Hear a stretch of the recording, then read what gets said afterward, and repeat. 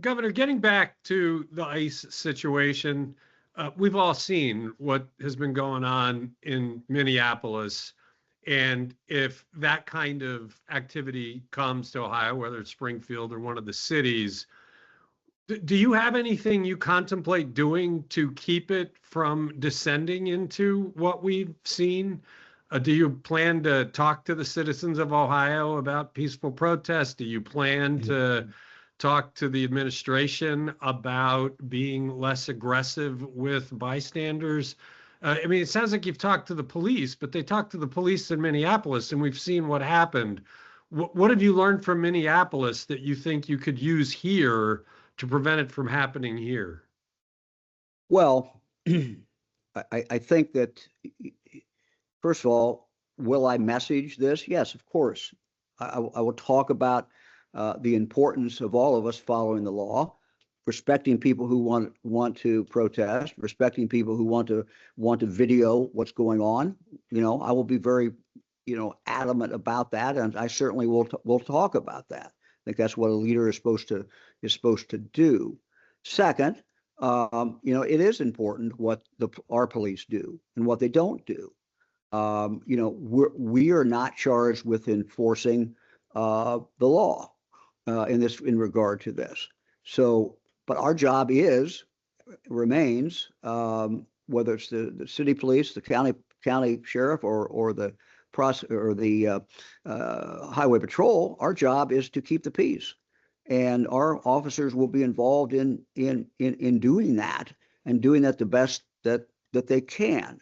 Our people are trained. Look, there are, what I have said very clearly, I said a few minutes ago, is we expect the same thing out of ICE.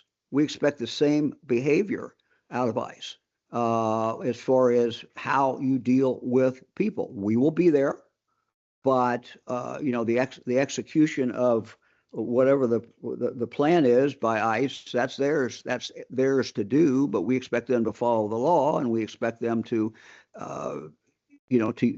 use professional judgment. Being a police officer is not an easy job, but they need to be in a position where they focus on de-escalation. They need to be in a position where they focus less, not on confrontation. On the other hand, we expect the people who might come here, who are anti-ICE, to also stay within some boundaries. And those boundaries are, not to physically interfere with what ICE is doing. They can film, they can video, they can protest, they can do a lot of different things. So, look, it's trying to keep everybody where they need to be as we move forward. Minneapolis had 600 police officers, and ICE brought in 3,000 people. Springfield, I can't imagine it has a police department that has more than a few dozen officers.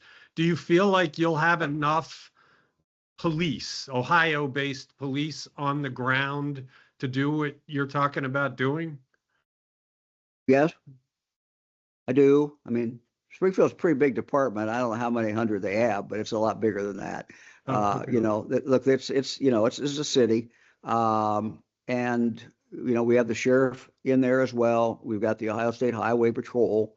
We can surge more people in, and we will. We will do what we need. What we need to do. We've done this before, backing up the police. This is the right group to do it. It's police officers backing up police officers. We will be able to do this, and we'll do what we need to do. And you don't foresee needing the National Guard? Well, let me just say one thing. Again, this is all speculation, and we're getting prepared only on the chance that this is what happens. But that's what our job is to be ready. Doesn't mean we know it's coming. Doesn't mean we think it's coming. I don't know what's coming. As far as the National Guard is backup beyond that. These are not generally trained police officers, though some of them are. But the role of the Guard is a different role than a policing role.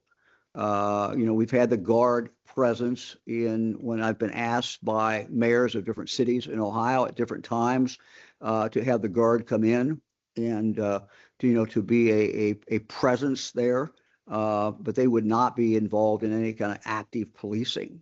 That's not what they do. But the guard, it would be the last tool that we would use, and it's the better tool for this particular purpose is the highway patrol.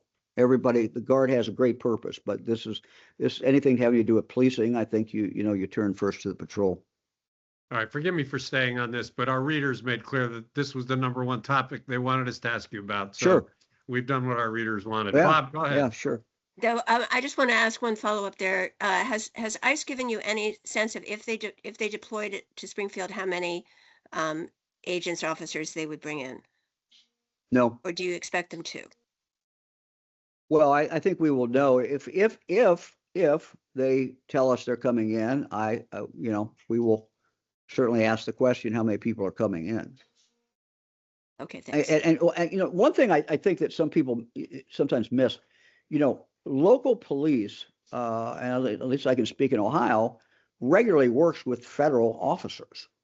I mean, this is not an unusual, there's a normal relationship that you see. And so we're used to working together. And so that's, would not be unusual. Okay. I know that Bob's had his hand up for a while. So Bob, the floor is yours. Thank you. I wanted to go back on the taxes and funding issue. Vivek Ramaswamy has been saying very publicly lately he wants to make Ohio a no income tax state. I thought of this as you were talking about, if we abolish all those property taxes, what do you do? It seems like the same problem erupts if you abolish the income tax. Are you seeing it making us anti-competitive, and what happens if we get rid of that? So we have, as you know, in the last 4 budgets, at least last 4, maybe more, cut the income tax. In the 7 years that I've been governor, 7+ years now, as I've talked to businesses about coming into Ohio or staying in Ohio and expanding in Ohio, not one time has anybody said, oh, we can't come to Ohio or we can't expand in Ohio because your income tax is too high. Not one time. We are now very competitive. We might not have been at one point in time, but today we are very competitive in that area. That is not a factor that is hindering people from coming to the state of Ohio. The biggest concern that is expressed to me, and the biggest question we always get, is people. Do you have the people to fill the jobs that we will create? It ranges from a company that asks us how many PhDs in chemistry do we produce in Ohio every year, down to how many welders, how many people in the trades, how many people, all kinds of different things. So we have really put a focus. I've really put a focus on education. I put a focus on removing barriers that prohibit people from living up to their full potential. That's our job every day. It's the most important thing I think that we can do. We are a state that has a birth rate like most states now. That birth rate is less than replacement. Again, this is all about people, putting people on the field, and you have to have the resources for education, whether that is career tech, whether that's college, all that takes money, and so that's, to me, is the most important thing that we can focus on. We are now competitive in regard to income tax. We're a very competitive state in all other areas. Now we need to make sure every day that we do everything we can to keep the players on the field and waste nobody, and make sure everybody can live up to their full potential.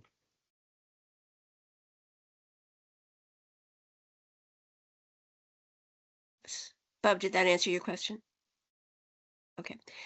Layla, you had a question? Hi, Governor. Good to see you.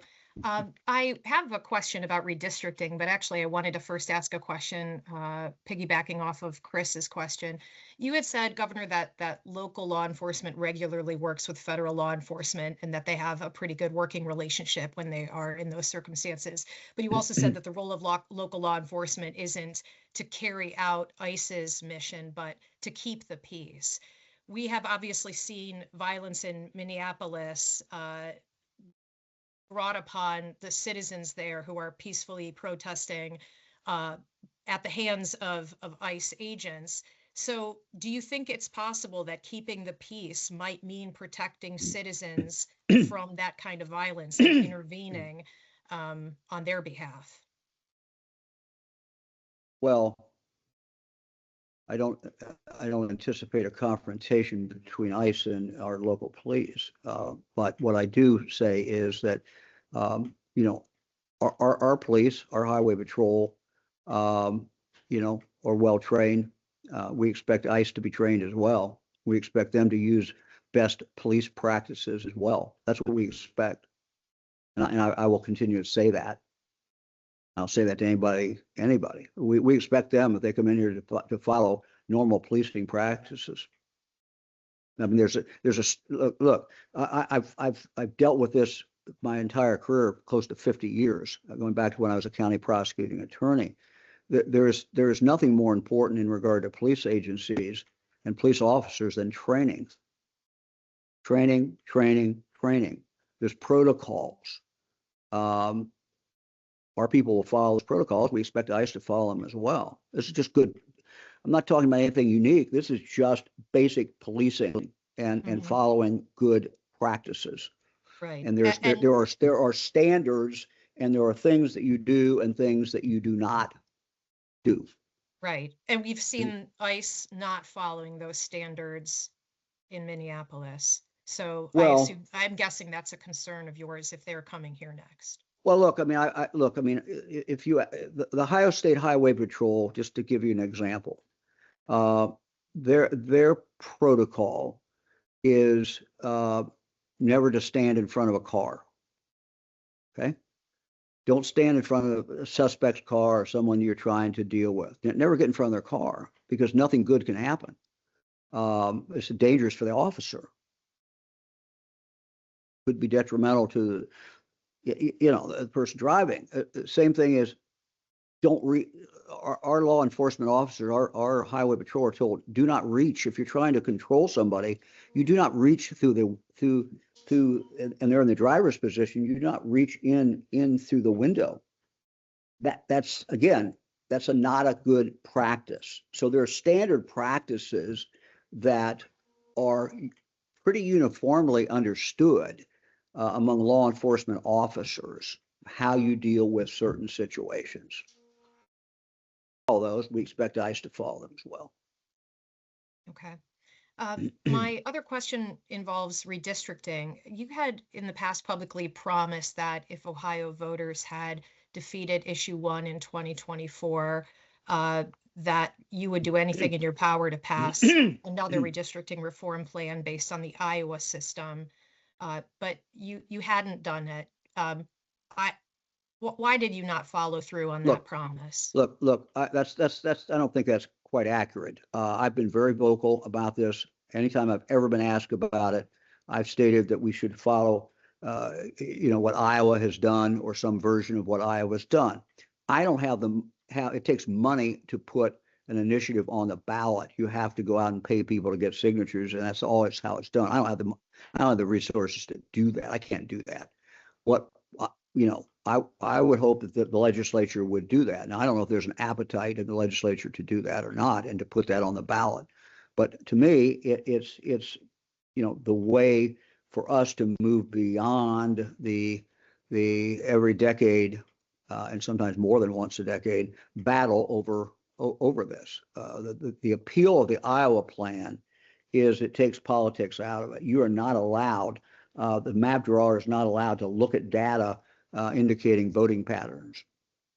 So what did you mean when you said that you would do anything in your power to pursue that?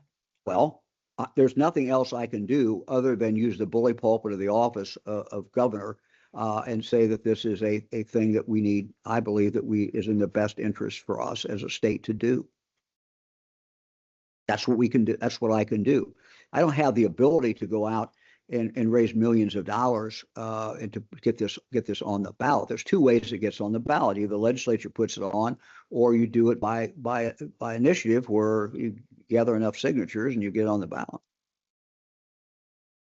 Governor, I know your term has a limited amount of time left in it, but the state is facing a pretty serious energy crunch with not having enough power to get everywhere. The demand keeps going up. We don't generate enough of it. Do you plan to do anything in your last 11 months to get us on track to more generation of power? And if so, how would you entertain doing that? Well, first of all, we were talking earlier about the data centers and what they do. As you saw a couple of weeks ago, we joined with the White House and we joined with Governor Shapiro and other governors, a bipartisan group, basically to ask PJM to change how they are operating. And one of that would have gone back. And the whole issue with the data centers is, I happen to think that the evidence shows that they are helpful to the economy, but it's clear that householders shouldn't have to be paying for their energy, and so separating those two, making them enter into long-term contracts, which we talked about the other day, is one way of doing it. The other thing we did through in Ohio is require them, and we did this a number of months ago, a year ago, so require them, they can't just contract for a whole bunch of energy and never use it either, because then they tie the system up and they tie this up. So yeah, there are things that we have done. There are things that we can do. I mean, as I look at energy in Ohio, our position is the same. It needs to be all of the above. But the fact is that natural gas is our sweet spot in Ohio. We have an abundance of it. Part of the key in moving forward is making sure we can distribute it.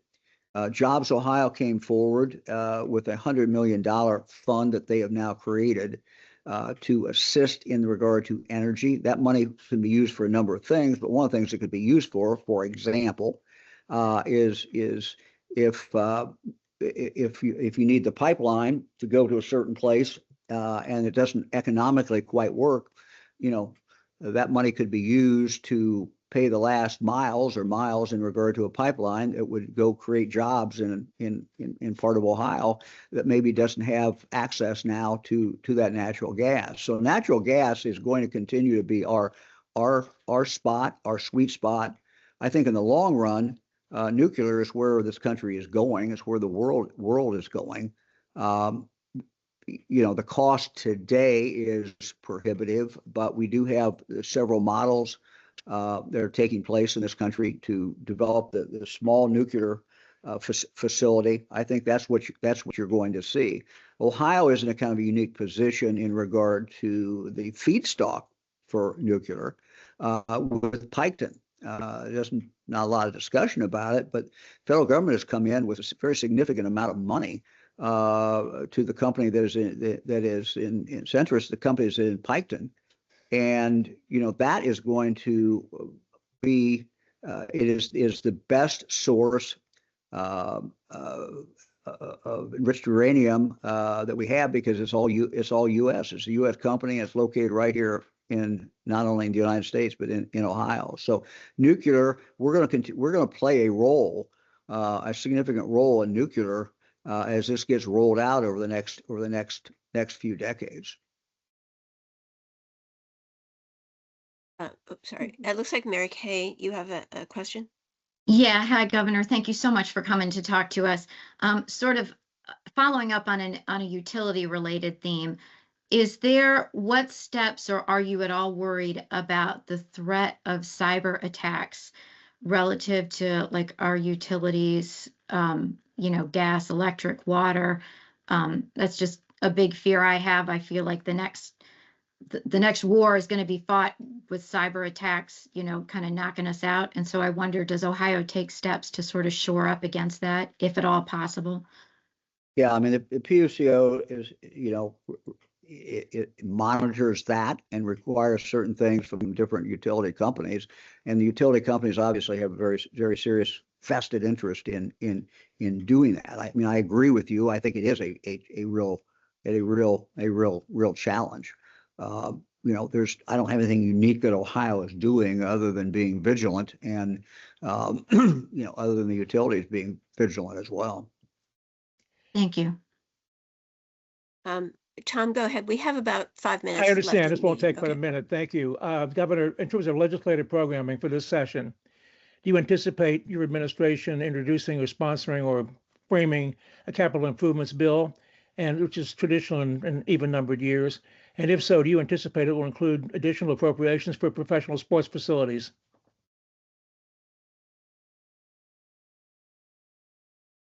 I think there will be a capital bill, Tom. I don't know that sports facilities will be part of that. I mean, as you know, the law that was passed that is now tied up in court, we would expect to be untied at some point. What we have done, as you may remember, that was the source of that money was not what I wanted. I wanted to raise the tax on sports gaming, but the legislature did not want to do that. But I think that eventually this will be held, the source that they did use, which is the unclaimed funds. I think eventually that will be upheld. And so what we have done is, the money for the Browns would obviously go out as soon as that's freed up under the terms that we negotiated and agreed with the Browns. But at the same time, we are now in January, we opened it up to other teams to apply.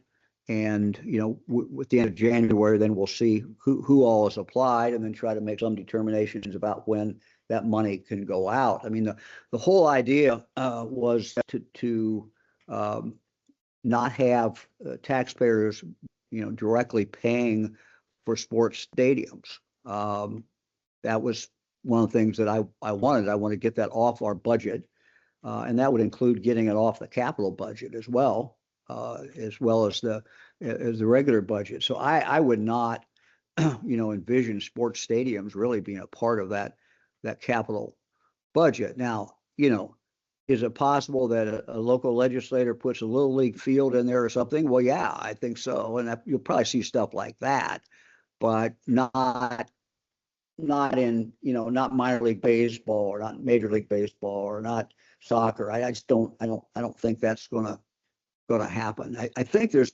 there should be enough money flowing through based on the way the legislature has written it and the bill I signed to take for sports stadiums in the future.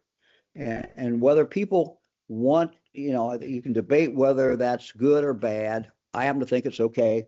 But the reality is that we have done this now for 40 or 50 years, and we're probably going to continue to do it. And my point was, okay, if we're going to continue to do it, let's stop taking it from taxpayers and let's figure out another source of the funds. And so I think that's what's going to end up happening. Thank you, One Governor. last question. Are you open at all to a discussion with the legislature about legalizing hemp-based beverages the way we've legalized marijuana? Your veto has taken that out of the picture, which a whole lot of legitimate businesses, bars and restaurants, are upset about because it's a significant economic boost, especially as draft beer goes down. So are you willing to entertain that?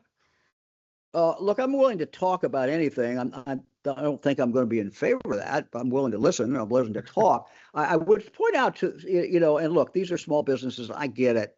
But these are also small businesses that knew all the way through that this was very, very, very thin ice, that this was ever going to be approved in the state of Ohio. They took a chance. They made that decision. And so, that they went in with their eyes wide open, I hope, to what the situation is. Look, I think that the evidence shows that that this is not necessarily comparable to alcohol. But if you end up legalizing it, there has to be an equality between that and alcohol as far as how you measure things and how you calculate the danger to people. So look, is it a discussion we can have? Yeah, we can have a discussion. I go in with a bias, but I'm honest. I'll go with the bias, but I'm always open. Look, I mean, everything can be talked about, and I'm a pretty good listener. I wanted just one more follow up because Tom reminded me of a question I had for you when he asked about sports gaming. In July, you directed the Ohio Casino Control Commission to outlaw prop bets as pertains to Major League Sports. They said they would go gather information. They seem to be still gathering information. Where does that stand? Well, okay, so we've done a couple things. To go back, as you may recall, a few years ago, we had college coaches who were complaining in Ohio. They're beating up my players, and so I went to Charlie Baker, former governor of Massachusetts, heads up the NCAA, and said, "Hey, what do you think about prop bets?" And he said, "Well, we don't like them." I said, "Well, send me a letter." And so he did, and so we were able to ban prop bets in Ohio for intercollegiate athletic sports. Fast forward to when the two Guardians story of the two Guardians broke. And, I started talking with the commissioner of baseball about this. And I said, "Look, we want to ban these in Ohio, prop bets." And he said, "Well, why don't that's fine, but, why don't let's see if we can get something universal, because one state is only one state." And so fast forward for a few months, and what we ended up with is, was a agreement that he was able to get with the gaming companies to restrict the prop bets, Major League Baseball, to $200. That's not exactly where I wanted to end up. I wanted to ban them, but that's not a bad compromise, because I think where you see most of the problem, the bets are a lot more than $200. The other leagues, I think, need to get with it. This is a ticking time bomb for these leagues. There's a reason that the most watched things on TV every year are sporting events, and the reason they are is because we don't know the outcome. And we think it's legitimate, and we think when a pitcher throws a ball, he threw a ball. If you start attacking that integrity, and people start thinking, well, maybe that pitch in the third inning was thrown because there was somebody who had a bet on it, the whole integrity of the sport goes away. So I think, look, I've been very plain. People have asked me, what mistakes did you make? And I'll lead with signing a bill for sports gaming. It's a huge problem among young males up to 45. It's a huge problem, and we have many of them addicted, many of them spending money that they do not have, and it's a huge problem. And what I did not, frankly, when I signed the bill, I should have. It's my fault. I take the blame, but I didn't count on the massive amount of advertising that these companies would do. First, to get people to sign up for their app, and to continue on. So when we live in Southwest Ohio. I'm a Reds fan. I watch the Reds every night. You're watching the Reds, and the fourth or fifth inning, they come on. Here you can bet this, you can do that. So it's massive.